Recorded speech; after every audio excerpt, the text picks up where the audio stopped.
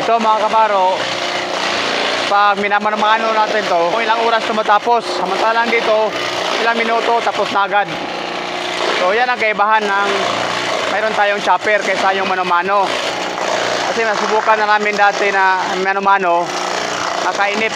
Kaya nakaisip talaga ako magawa nito. Yan na mga kabaro. Kita nyo, binuksan natin yung ating machine. Dami na niyang na-chop. So, punta tayo sa aking area naman ng asula. Kasi, haluan natin to. Tapos, pakita ko rin sa inyo ngayon na yung dahon na kamuting kahoy ay magandang pagkain pa rin sa ating mga hayop. Siguro yung iba, hindi pa talaga nakaalam na pwede pagkain to sa ating mga alaga. Kahit ako dati, yung pag makita ko ng ganito, itapon ko man lang. Kasi nasanay ako doon sa gabi. Saka yung kangkong, yun lang man ang pangkaraniwang pagkain.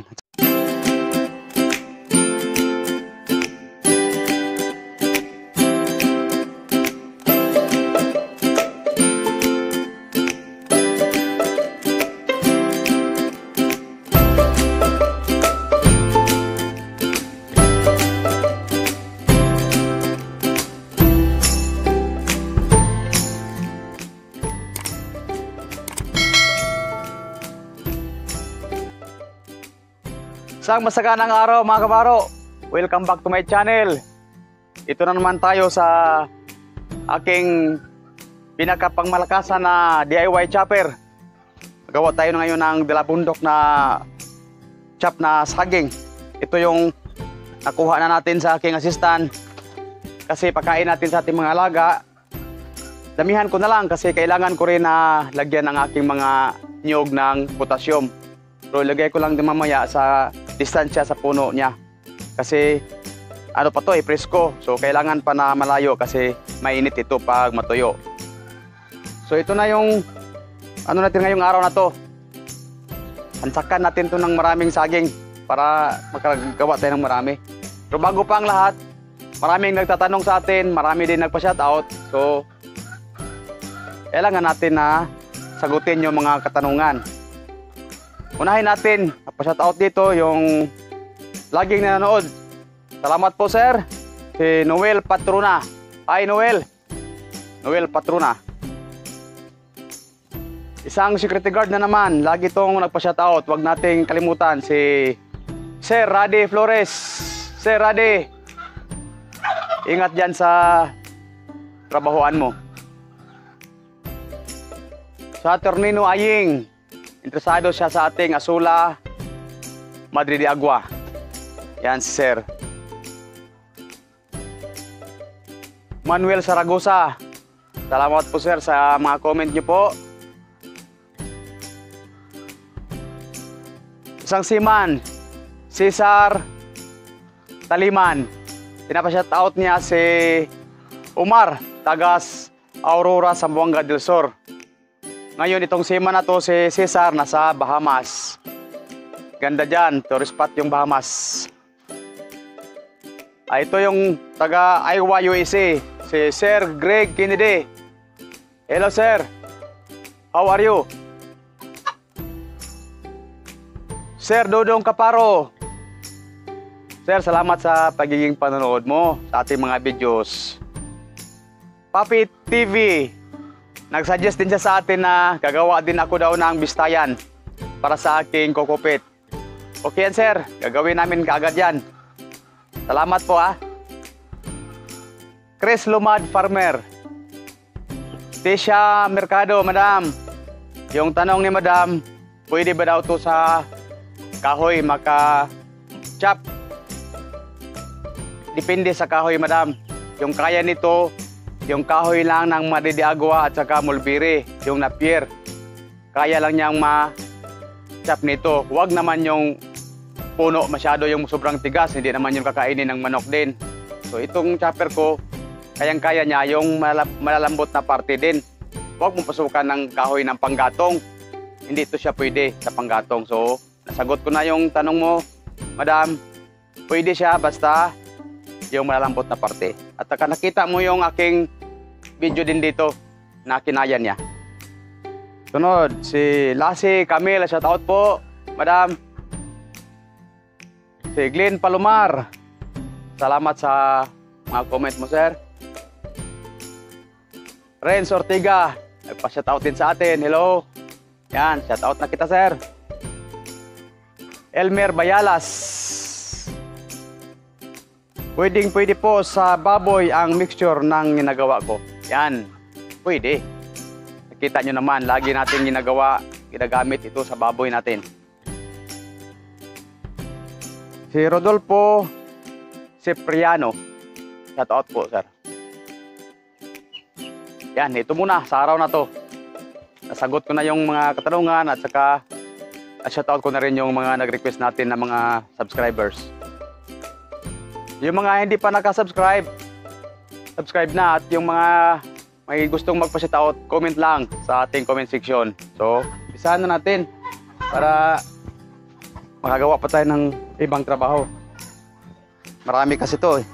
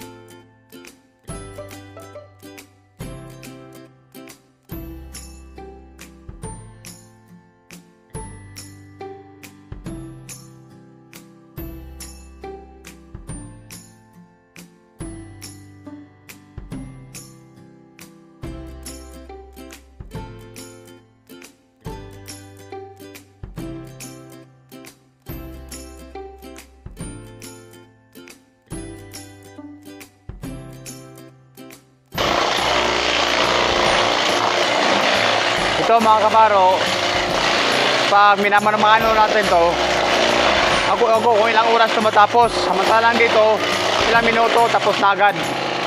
So yan ang kaibahan ng mayroon tayong chopper kaysa yung mano-mano.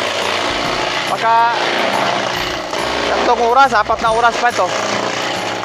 Kasi nasubukan na namin dati na mano-mano, nakainip. Kaya nakaisip talaga ako magawa nito. Gawa natin ito ng asula, kuha tayo sa area din para maganda ang mixture niya. Kaya na mga kabaro, kita nyo, binuksan natin yung ating machine. Dami na niyang na-chop. So punta tayo sa aking area naman ng asula kasi haluan natin to. Tapos pakita ko rin sa inyo ngayon na yung dahon na kamuting kahoy ay magandang pagkain pa rin sa ating mga hayop. Sa katunayan, yung operation, nirekomenda niya na magtanim yung mga tao ng kamuting kahoy para sa feeds. Kaso, walang gana yung mga tao kasi mura lang ang magbinta sila, yung produkto natin. So, sa akin, mayroon ako, pakita ko sa inyo kung gaano pa rin sila takas kumain sa dahon ng kamuting kahoy. So, ito na yung tamundok na na-chop natin. Ang ganda ng pagkachap at saka saglit lang. Punta tayo doon sa area para makita nyo naman yung aking Asula Pond.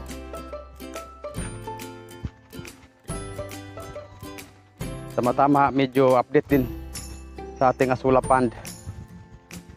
Daming ano rin. Yan, sunod na mga panahon, ito yung introduce ko naman sa inyo. Mulberry ito na puno. Yung bunga nito, kakainin natin. Pero yung dahon, paborito lalo sa kambing. Pwede pa rin sa mga ibang hayop. Magpropagate tayo na to kasi paramihin natin to. Yan, malaki ang puno niya. Ayun, may bunga na. Nag-umpisa na, hinog na. Pag dito yan sa baba, ubos yan kain. Sana yung bunga. Para masampulan natin na pakita sa inyo yung bunga nito.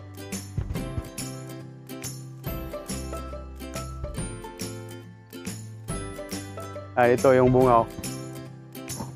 Yan, kita nyo. Antioxidant din ito. Ito, hindi pa masyadong hinog pero pula na, pwede na itong kainin. Ito yung mulberry. Yung dahon at saka bunga, kainin din natin. Ito, paparamihin natin to. Kasi pagpakain din itong dahon. Yan. Dito tayo sa baba. Dito konti yung ating pan ng Asula at saka yung isang area natin na naubusan yung Asula, hindi nakalago kasi daming tilapia. Yan ang problema pagka maraming isda, yung Asula natin hindi makalago kasi uubusin nila. Yan ang resulta. Dati dito yung pinakamaraming Asula. Ngayon na nalagyan natin ng tilapia, wala. Kaya dito tayo kuha sa kabila.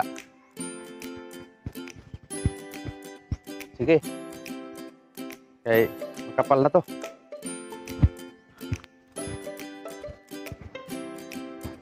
Yan, ganda yan.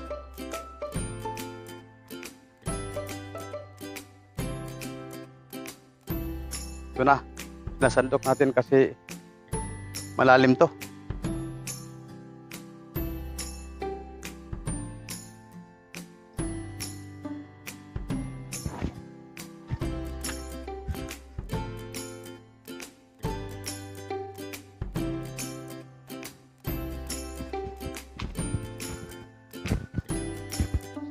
Abing hinog na ano.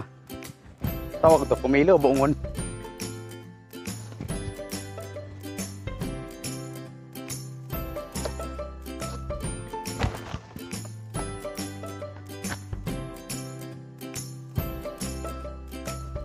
Ano to, na hindi malaglag dun sa paan natin.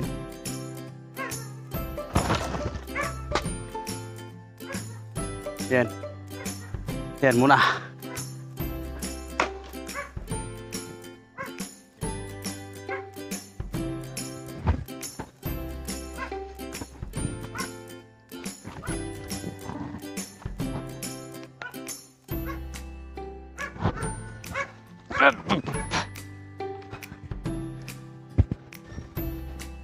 Tara.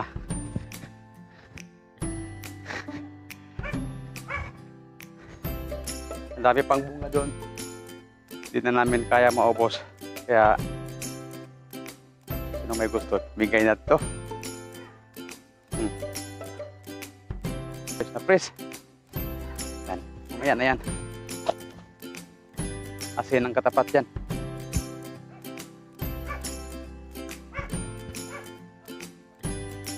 Tingnan natin ang tilapia natin kung lulutang ba sila, gaano na sila kalaki. Para matikman na natin sila. Mailap to sila kasi malaki na siguro.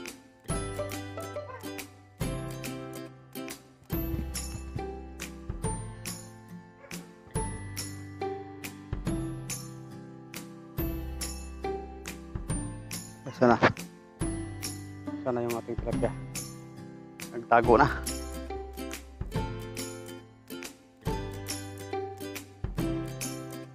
Dati dito ako nakakuha ng 3 piraso 1 kilo. Ito na area. Pero bagong hukay pa to siya. Siguro mataba pa yung lupa. Ito yung napakalaking asulahan ko dati. Kita nyo, wala natira. Lagyan ko man ng similya, kinabukasan ubos pa rin. Kaya ganyan ang asula ka-importante sa mga hayop natin. Kahit isda, hindi nila tantanan. Kaya sa atin, walang problema kasi mayroon ako doong mga sira na freezer. Naglagay ako doon ng pang-similya. Kasi nga delikado, sa bawang nito, maubos. Saan tayo kukuha ng similya? So, nagtabi ako doon. Para ito, pag pakuha ko itong mga tilapia na to, maglagay ako ng similya na naman para itong area na to, nalago ang masula. Kasi kailangan natin, lalo na ngayong nag-breed na naman ako ng maraming manok. Yan, mas importante natin na maraming mapakain.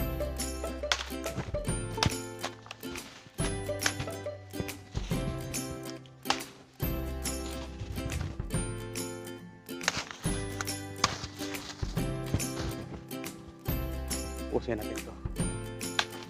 Kasi tumubo na ng pusa dito. Dahon na lang kinakailangan ko dito. Wala nang...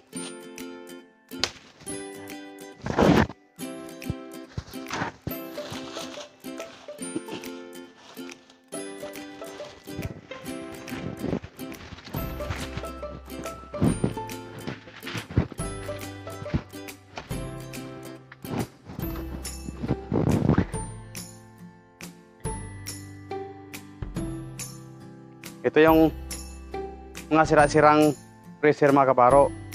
Kinabangan pa rin natin.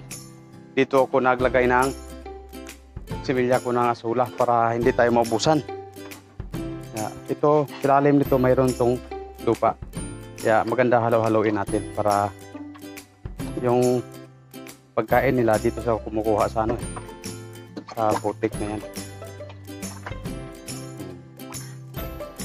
Kaya ito, mas malago dito kasi yung tubig nito may tilapia to dati. Kaya mas malago ang kabila kaysa dito. Kaya ang asula na kailangan pa rin ng matabang ano, lupa. So ito na, hindi tayo maubusan kasi dito. Safety tayo dyan. Ayo, proceed tayo kasi nagugutom na yung ating mga alaga. Kailangan natin na mapakain na. Ito yung kamuting kahoy natin dahon mga kabaro. Pag idaan ko to sa aking chopper, medyo makapal yung labas. So, minaigi ko ng i-slice ng mano-mano. At saka para na rin sa inyo na makita nyo na kinakain pa rin sa ating mga alaga.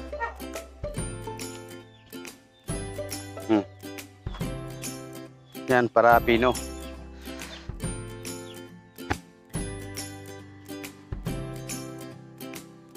Saka ito ay hindi masila ni tanim. Kahit itapon mo lang to, mabuhay na to eh. Kung gusto mo dahon lang kailangan. Pero sa atin kasi, gusto rin natin ng laman. Saka ito rin yung dahon. Walang tapon dito. Yung dahon, pagkain, ito, tanim uli. Yung laman, kainin. Yan, dapat ganyan kapino. Kasi dito medyo makapal siya eh. Kaya dyan natin ipapadaan sa mano-mano. Magaling naman yung ating assistant magpino. Kaya tsaga-tsaga lang ng paghiwa. Panghalo lang naman to siya. Dagdag pa rin to na ano, pag-feeds natin.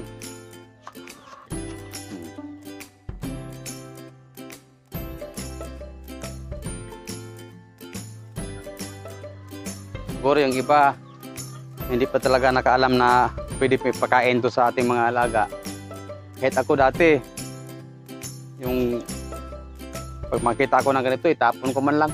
Kasi nasanay ako doon sa gabi. Saka yung ano, kangkong, yun lang man ang pangkaraniwang pagkain. Saka ito, bisadong ko na to. Kanilang ito lang. Na ngayon ko lang ito na-adapt. Ngayon ko lang nalaman na may nakapagsabi sa akin na isang teacher din sa agriculture. na alam din niya na pagkain ito. Kasi doon sa kanila, nag-introduce rin corporation na magtanim nito para ipakain din sa mga alaga. So, yun, simula nung nalaman ko, sinubukan ko, talagang malakas kumain sila. So, ito na. Kaya na-share ko rin sa inyo na pwedeng-pwede ipakain. Walang problema. Mas maganda pa yung tubo nila.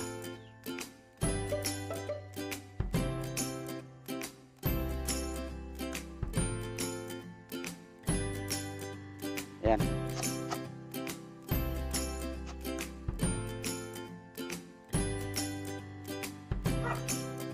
Ito yung mixture natin sa mga manok at saka pabo, pato. Yung baboy, ibahin natin kasi iba yung commercial feeds na gamitin natin. Sa manok kasi mayroong yellow corn. So, mayroon na tayong asula, ubad ng saging. Tansyahin lang natin na sa dami ng ating alaga yung ating mixture.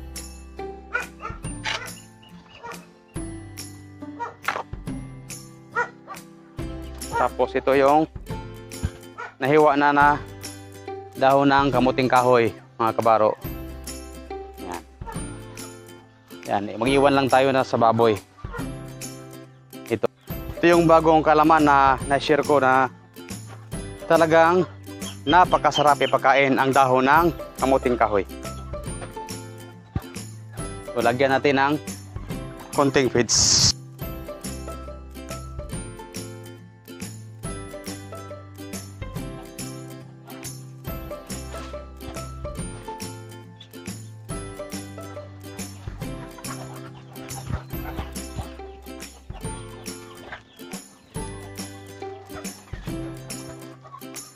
Lagyan natin ng kunting animal beta.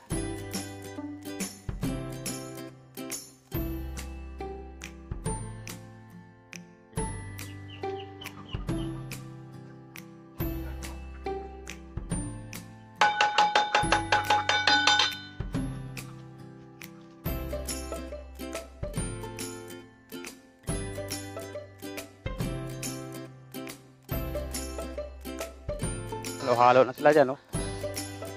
Bilis kumain ang mga bibi natin.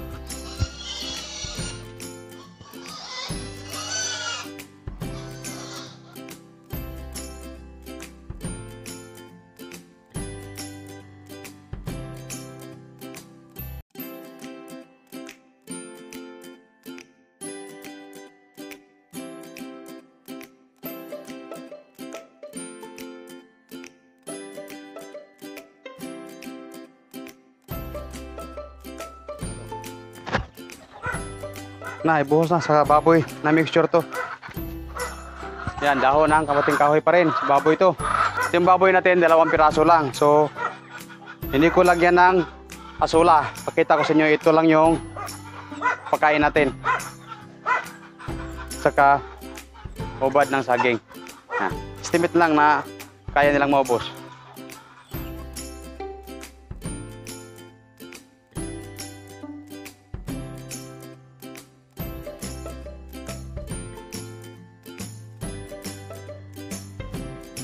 Yan, yung ating extension under construction na.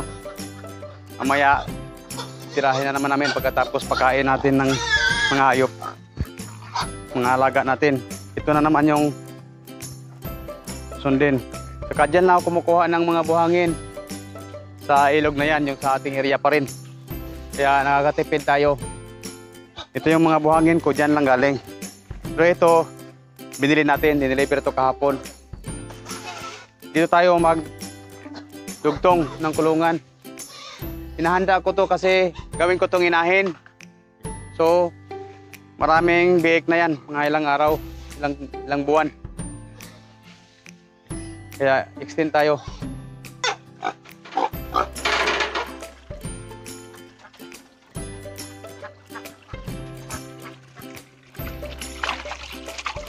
Nih.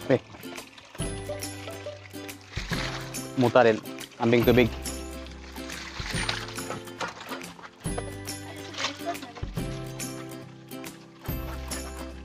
Sige, yung tubig lang.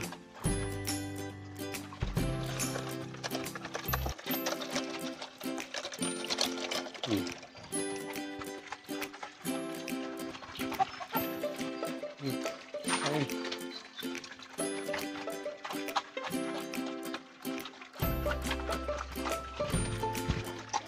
Ito na yon mga kabaro, yung daon ng kabuting kahoy.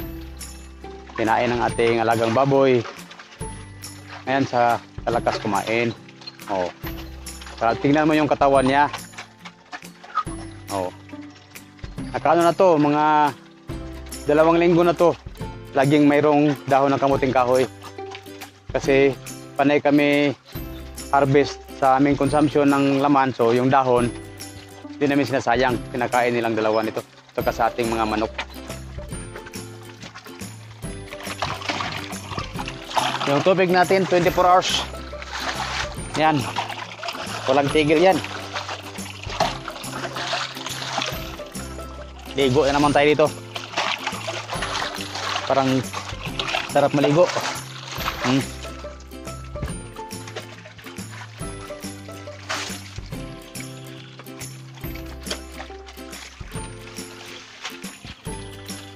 Sige na. Proceed to abono sa nyog natin.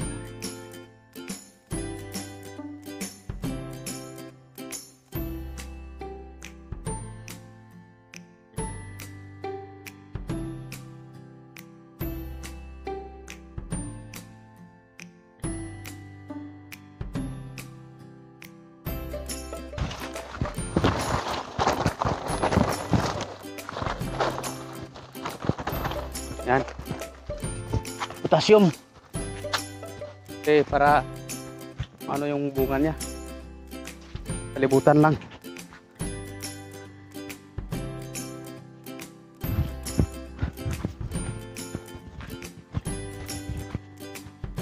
Ito, huling ano na to.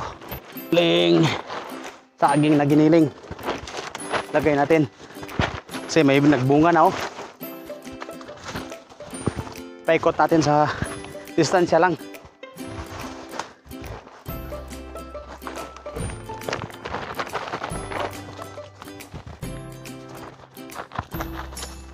Yan, potassium yan. Nakakapagod din. Ito na yun. Yun o, daming nakasunod na. So, ito mga kabaro, hinihingal na tayo. Magandang exercise to sa umaga. Tapos na yung ating mga alaga. Panahon na para mag-almusal tayo. Paalam muna tayo sa inyo, mga subscriber. Tuloy-tuloy yung panonood, share. Saka yung hindi pa nag-subscribe, subscribe na, pindutin nyo na yung subscribe. Para lahat ng mga videos ko mapanood nyo na. Hanggang dito na lang mga kabaro. Maraming salamat. Bye-bye and God bless.